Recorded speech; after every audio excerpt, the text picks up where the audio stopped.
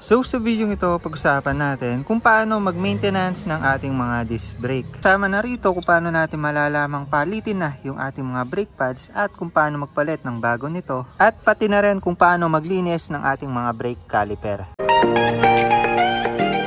So for idea, gumagana po yung ating mga disc brake sa pamamagitan ng pagpiga ng ating mga front brake lever. Dadaloy po yung pressure ng ating mga brake fluid papunta dito sa hose at iipitin po nitong caliper yung ating mga brake pads at ipitin din po niya yung ating mga disc brake na magkokos na huminto or bumagal po yung ating mga takbo. May mga obvious sign naman na malalaman nating mahina na yung ating mga preno kapag medyo malalim na po yung ating mga lever or hindi na masyadong kumakagat yung ating mga preno sa harap. Isa po kasi sa madalas na nagkakaroon ng wear and tear dyan o napupudpod ay yung ating mga brake pads, which is siya yung umiipit ng ating mga rotor disc. For idea, ganito po yung itsura ng mga brake pads po natin. Nakapagitna po siya dito sa ating mga rotor disc. Yung pinaka-housing nila is itong caliper natin, which is siya yung tumutulak sa mga brake pads na to. Pag bago pa yung ating mga brake pads, ganito pa po siya kapal usually. Dahil nga nagkakaroon siya ng friction dito, napupudpud po itong ating mga lining dito. Kaya naman katagalan ng panahon, kailangan na po natin siya palitan. May mga obvious sign naman na malalaman nating palitin na yung ating mga brake pads. Katulad na lang kapag bumaba na po itong ating mga brake fluid level dito sa may guhit. So yung space na yan or hangin na yan, kapag bumaba yan papunta dito hanggang sa gitna, ibig sabihin napudpud na po yung ating mga brake pads at mag-a-adjust po yung brake fluid natin, which is liquid or tubig, punta sa baba. Kumbaga pupunan niya po yung space na nawala sa pagpudpod nitong brake pads natin. Yung hangin na yan napunta na dito sa gitna or sa level na to, most especially pudpud na or palitin na yung brake pads natin. So Honda Click version 3, bagong motor ng kapatid ko, nandito pa lang po siya at yung brake pads po niya kung sisipatin po natin, makapal pa naman. Kung sisipatin natin siya, visual check, makapal pa po yung pinaka lining niya. Kumbaga ito yun, itong part na to. Ito kasi sa motor ko medyo nanilaw na po siya, kailangan na linisin kaya hindi ko po masyado makita yung level. Pero kagaya nga nasabi ko, visual check na mismo sa brake pads natin, pwede naman natin masipat kung manipis na yan. Dito po kasi sa akin, mahirap lang sipatin pero manipis na po yung brake pads natin. Ayan, tingnan natin dito sa part na to. Itong nasa gitna yung rotor disc tapos yung lining na yan, ayan, medyo manipis na po siya. Kaya naman visual check, need na pong palitan yung ating mga brake pads. Actually may mga indicator naman po yan kung saan makikita natin yung guhit, which is yun yung limit ng tread and wear niya or pagkapudpod or kailangan na natin siya palitan. Tulad na lang nito, ayan, may guhit po siya sa bandang 3/4 or kapag 1/4 na lang natitira dito sa ating mga brake pads. Usually nasa 2 mm na lang po yung kapal niyan. Ayan, meron po dito sa isang side at meron din po dito sa isang side. So usually yung pagkakalagay niyan nakaganyan dito sa motor natin. Kung kaya naman mahirap sipatin yung guhit na yan kasi nasa ilalim po siya. Yung iba di ko lang sure, nandito yung guhit sa side kaya naman magaan lang makita yung indicator. Pero yun, sa mga signs na binanggit ko, pinaka okay talaga is visual check. Tignan nyo kung pudpud na yung pinaka lining nyo. Kasi kapag umabot yan na bakal to bakal na po or naubos na yung lining ng inyong mga brake pads, pwedeng ito na po yung mapuruhan or tuluyang mapudpod yung ating mga disc brake o rotor disc. So sa case natin, pudpud na siya at malapit na rin tayo mag long ride, kung kaya naman papalitan na natin siya. Medyo delikado rin kasi kapag sinabak natin yan sa mga malalayo pang biyahe, baka dun pa maabutan na magbakal to bakal siya. By the way, genuine brake pads yung nabili po natin. At based sa paggamit ko ng mga genuine or stock na brake pads, tumatagal naman po siya dito sa ating mga motor. Also, kasabay po ng pagpapalit natin ng brake pad, syempre kailangan na rin natin linisin yung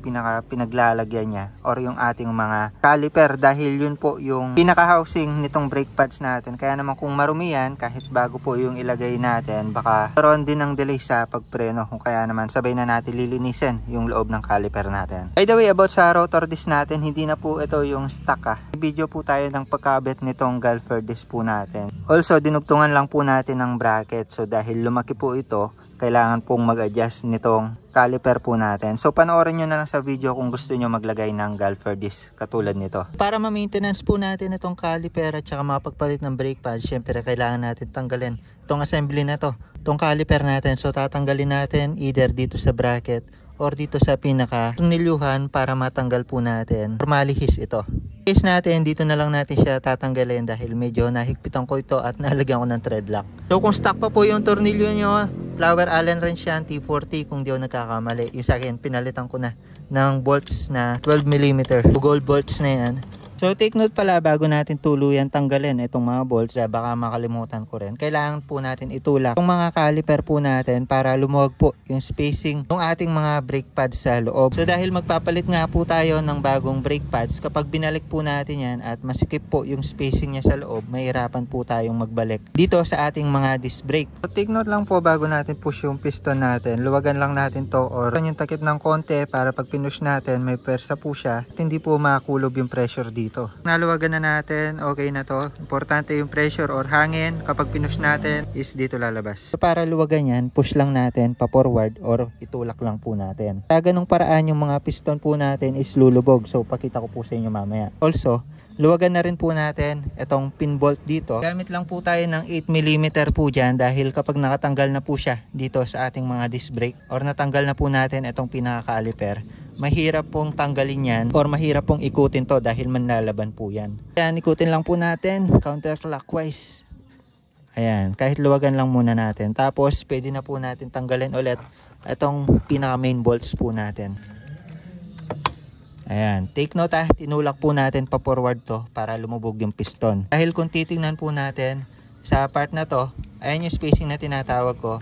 At ito po yung piston, ay ang bilog na yan. So tinulak po natin siya para lumubog siya ng konti at magkaroon ng sapat na space itong mga bagong brake pads po natin at ma-shoot po natin siya ng maayos at hindi tayo mahirapan dito sa ating mga rotor disc. So kapag natanggal nyo na itong pinaka-caliper po natin, huwag nyo na pong paglaruan itong mga front brake lever ninyo dahil luluwa po ulit yung inyong mga piston. So visual check tayo. Kung titingnan nyo naman yung ating mga lumang brake pads dito sa loob, manipis na po siya compared dito sa bago na halos doble or triple yung kapal compared dito. Also medyo makalawang na rin at medyo luma na yung datingan.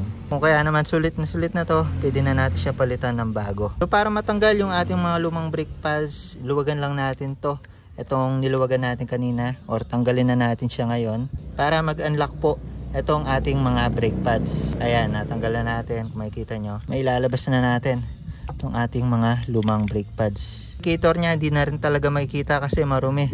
Ayan, katulad dito. Kaya pinaka best way para malamang palitin na siya is visual check talaga. Sipatin natin sa pagitan ng ating mga rotor disc itong lining.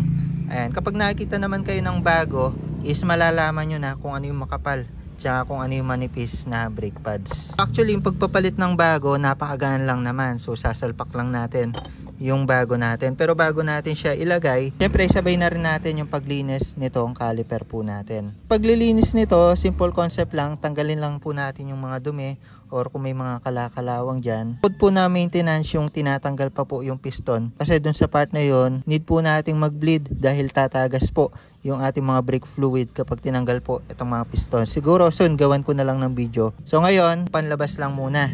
Kailangan natin tanggalin itong ating mga parang pin dito. Ayan, medyo manipis lang siya. Ito sa part na to sumasandal yung ating mga brake pads. At ini-ensure po niya yung alignment dahil dito po yan, tinutulak po ng brake pads itong part na to. Bukod po dito, kailangan din natin i-maintenance itong bracket po natin, yung itim na yan. Bracket po yan, yan po yung nagbabalik or nagre-rebound po ng ating mga brake pads. Ayan, kung makikita nyo, lumuluwa, bumabalik po siya. Sa part na to, kapag natuyuan po siya, wala na po siyang pampadulas. Pwedeng ma-stack up po yan at kapag nagpreno po tayo, hindi po siya bumabalik or nagre-rebound. So sa pag-maintenance po nito, kailangan lang po natin siyang tanggalin dito sa pinaka-rubber boots po niya.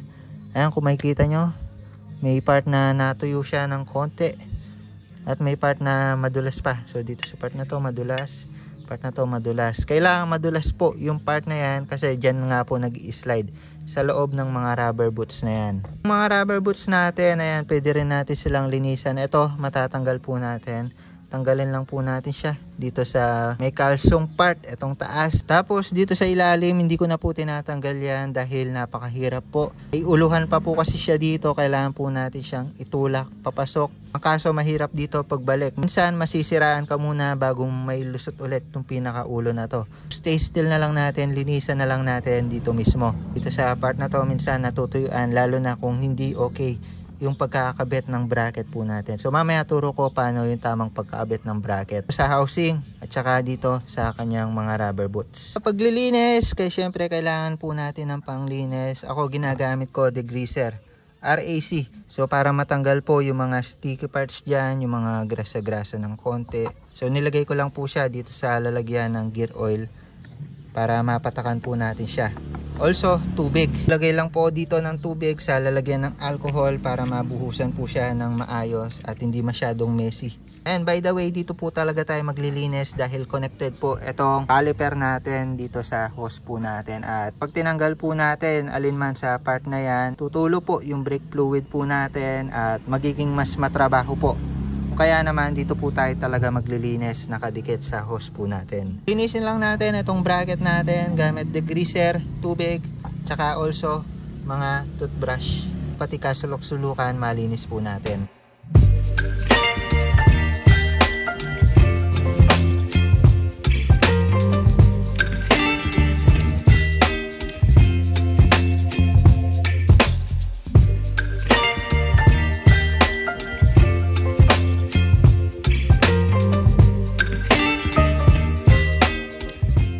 Nilinisan, pinunasan natin para matuyo po siya. Yung bracket natin, yung rubber, clamp. Kaya naman pwede na po natin ulit assemble yung parts natin at lagay yung bagong brake pad. Pero bago po natin ilagay yung mga parts po natin at i-assemble, kailangan po natin lagyan ng grasa yung mga parts na kailangan lagyan ng grasa. Itong part na to nangangalawang na at parang walang dulas. Dito kumakapit or mapatong yung ating mga brake pads kung kaya naman nagkakaroon ng friction dyan. At mas okay kung madulas yung parts na yan. So pati na rin dito sa lower part. So itong part na to, ayan, shoot yan dito.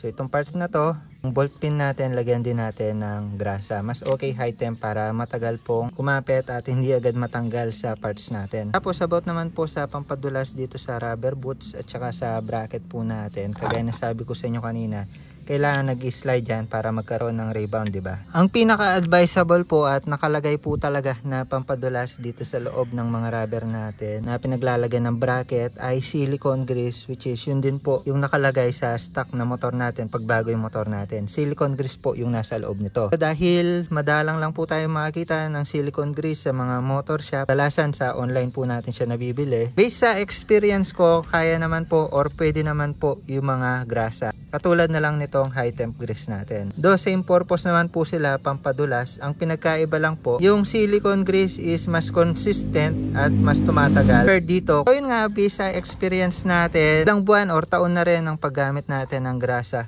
dito sa mga bracket or dito sa rubber part nitong ating mga caliper. Okay naman po siya. Hindi naman po siya nag-stack up at nag-ooperate naman po ng maayos yung ating mga brake system. Kaya naman if ever wala po kayo silicone grease, which is yun po yung pinaka-advisable at recommended talaga, pwede rin naman po itong mga grasa or mga normal grease naman. Ang pangit lang po kasi is wala tayong nilagay na pampadulas dito. Kaya naman yung iba nag-i-stack up na talaga. So importante may pampadulas dyan. Advisable silicone grease, pero pag wala, so pwede rin naman yung mga normal na grasa. Turo ko lang po lahat ng kailangan natin lagyan ng grasa po natin. So ito grasa po talaga, hindi po silicone grease dito sa mga bakal natin. Dito pala sa rubber boots na to, pero dito grasa po talaga yung dyan, hindi po pwede yung silicone grease dahil dito mag-slide yung ating bagong brake pads eh. Tapos dito rin sa pin bolt natin, ayan, dito medyo nangangalawang na rin, nag-slide din dyan yung ating mga brake pads. So dito sa part na to, itong dalawang to, dyan natin isusoksok yung mga rubber boots natin. Alam ko ano yung mismong tawag pero rubber boots na lang. Ayan, dito pwede nating damihan, pero may recommended lang. Ang alam ko 4 grams ata kung di ako nagkakamali, pero importante malagyan natin at mapasobrahan natin ng konti. Ayan, pag nalagyan na po yan, lagay na rin po natin itong part na to, itong rubber boots na isa. Kung masusuksok po natin gamit daliri, pwede. Tapos ikalat na lang po natin gamit cotton buds sa loob para umabot hanggang dun sa dulo. Tapos dito naman, bago natin ilagay yung rubber po natin, pwede na natin siyang pasukan ng grasa. Ayan, suksukan lang natin siya. Sa paglalagay naman ng isang rubber boots natin, kailangan nakakalso po siya or nakapasok dito sa part na nakaumbok na yan. Hindi po pwedeng ganyan kasi minsan nag-stack up po yung preno natin dahil napapasukan po siya ng tubig or di maayos yung pagkalagay nito. Kung kaya naman kailangan, isagad po natin na ganyan. Ang lagpas dito sa guhit. Actually, baliktaran naman po yan. Hindi naman po tayo magkakamali yan. Pwede kabilaan. Ayan, lahat ng sides kailangan nakashoot. Tapos, next naman po nating ilalagay ay itong ating mga bracket. So, may grasa na po yan. Taas at baba.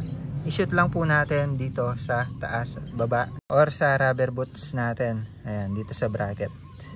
Ayan.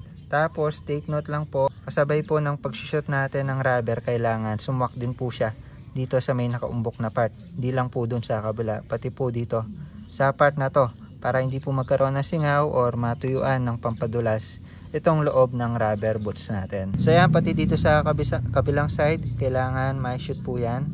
Ikutin po natin para ma-make sure na pumasok ng buo.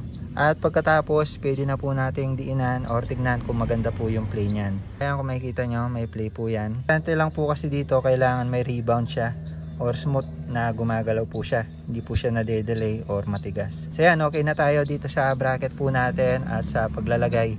Tamang paglalagay nitong mga rubber boots. Proceed na po tayo dito sa paglalagay ng bagong brake pad. So dito hindi po pwedeng magkabaligtaran yan. Unahin po natin itong side na to. By the way, kailangan po natin ilubog yung mga piston po natin. Pwede po natin ilubog ulit yan. Basta nakabukas na po yung sa may part ng brake cap po natin or brake reserve. Nakabukas po ng konti yung takip para pag pinressure po natin dito, smooth lang po, hindi po tayo mahirapan. So yung hacks ko po dyan para maluwagan po natin. Actually ito, malapit ng sumagad okay na po yan. Yung hacks ko dyan, gamitin nyo yung luma. Ayan, baliktaran nyo. Patong nyo dyan, tapos baliktaran, patong nyo dito yung luma. Kailangan bakal to bakal Ang kakalso lang natin, tapos gamit kayo ng flat screw. Tapos, kalsuin nyo siya para lumubog yung inyong mga piston. So ayan, kagaya ng gagawin natin. Lulubog pa natin siya ng konti. Yun, sumaganda po. Ayan, makikita nyo naman na naluwagan nyo kapag gumalaw po itong mga lumang brake pads. Ayan lubog na siya. Para mamaya hindi tayo mahirapan magbalik. Ayan, pagkatapos nalubog yung piston natin, pasok po muna natin itong pin, baka makalimutan, or yung bracket dito na pang rebound din yan ng ating mga brake pads. Tapos pasok na po natin itong mga bagong brake pads po natin. So sa paglalagay nito, hindi naman po tayo malilito. Nasa left side po yung mga hook po niya. Also hindi pwedeng magkabaligtaran yan ganyan yung position po niya. Yung U part, ito yung papasok dito. So unahin lang natin to. Ayan, shoot natin. Tapos shoot natin itong kabila. Ayan, make sure natin na mag-align po siya dito. At papasok na po natin itong pin bolts natin dito. At pwede na po natin siyang higpitan. So kung makikita nyo po dito, may spacing po tayo na malaki dahil nailubog po natin ng maayos yung ating mga piston. At also smooth po yung galaw ng ating mga brake pads dahil nilagyan po natin siya ng grasa kabilaan dito tsaka dito. So ngayon, pwede na po natin siyang ipasok dito sa ating mga disc brake at ibalik po yung mga tornilyuhan natin. So sa pagbabalik, simple lang naman, shoot po natin itong gap na to dito sa disc brake at i-align itong mga butas ng bracket natin dito sa tornilyuhan. Pasok lang po natin siya. Ayan, make sure po na nakagitna po yung disc brake sa pagitan ng dalawang brake pads Tapos pasok na po natin siya dito sa tornilyuhan ng bracket natin. Then, syempre, higpitan po natin yung mga bolts natin. So, ayan, nahigpitan na po natin, nailagay na po natin yung bagong brake pads natin. Kung sisipatin natin dito, napagitna po siya ng disc brake o rotor disc po natin. So, para makita nyo, ayun siya, napagitna po siya dun sa rotor disc. Bago po natin testingin yung bagong brake pads po natin or pihitin itong lever, tignan po natin yung level dito sa ating mga brake master or sa reserve ng brake fluid po natin kung nagbawas po siya or kung okay pa yung level. So dahil bago na yung mga brake pads natin, kailangan nasa tamang level or puno itong mga brake fluid reserve po natin. Maglagay lang tayong basahan kapag chinecheck po natin siya para if ever tumulo, hindi po masira yung Pyrex natin. At based sa checking, nasa tamang level pa naman po, nasa guhit po siya. Dahil kusa naman nag-a-adjust yan at mapupuno kapag bago yung brake pads. Pero in case man nababawasan lagi sa inyo, baka may tagas na po yung inyong mga brake line papunta dun sa caliper. Po natin ito isara dahil yung piston natin is nakalubog pa po. Kailangan natin pihit-pihitin itong ating mga lever para nang sa gayon mag-adjust yung piston natin. Kapag naramdaman natin matigas na yung lever natin, ito tumitigas na po siya, tsaka na po natin isasara itong brake master or yung reserve ng brake fluid po natin. Boom, after lang ng ilang pihit, tumigas na po ulit siya. Ayan, kapag okay na itong lever, naramdaman natin tumigas na po siya, pwede na po natin i-lock itong reserve brake fluid natin. So ayan, test naman po natin siya kung lumapat siya ng maayos. So dito tandaan po natin na kapag bago po yung brake pads natin, or kagaya na lang din kapag bago yung motor, normal lang po na medyo pumipreno pa ng konti yan dahil lumalapat pa po yung mga brake pads po natin, nag-a-align pa po siya dito sa shape ng ating mga rotor disc. Kaya naman hindi pa sobrang smooth yung ikot nito at may part na pumipigil pa. Pero after po natin siyang ma-break in ng mga ilang gamit ng motor, ilang araw lang din, gaganda na rin po yung lapat ng ating mga brake pads at mas mabilis na po yung free wheel or ikot ng ating mga gulong kahit hindi nakapreno. Lakas ng preno natin, no? Konting piga lang. Yun, no? So yan, after natin na break in ng konti, nakita na natin difference. Medyo maganda na yung free play po niya. Hindi na siya masyado masikip.